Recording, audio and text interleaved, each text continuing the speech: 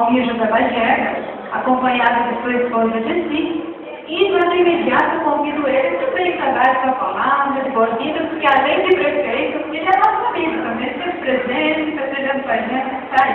Convidamos ele, pode vir aí, a sua esposa acompanhada, acompanhando também, fica lá.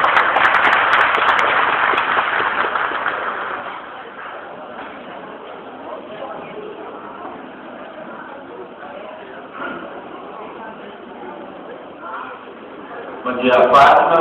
Bom dia a todos e a todas que vieram aqui no município de Derubado. Estamos felizes, junto com toda a família deles aqui de Derubado, que receberam a comitiva de vários municípios que vieram aqui prestigiar o encontro da família deles. E eu gostaria, primeiramente, de dizer a vocês todos que fico muito feliz. Primeiramente, porque nós temos que agradecer sempre a Deus, em primeiro lugar. E, em segundo lugar, nós temos sempre que agradecer a família. E é importante falar da família, que eu fico feliz quando eu fui convidado pela Fátima, pelo Sr. João, pelo Alcide, da família deles, pela frente de vocês, porque a coisa mais importante para nós é a família.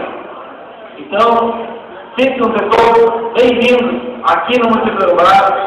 Parabéns quem organizou esse encontro, vários encontros não primeiro, e continue se organizando. Eu acho que esse encontro valoriza a família, valoriza os amigos.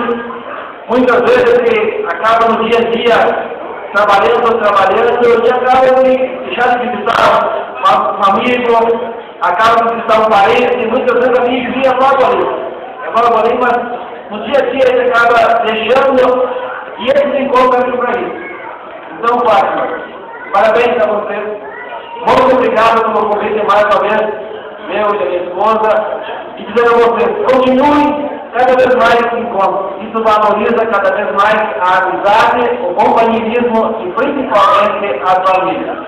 E vocês sejam bem-vindos.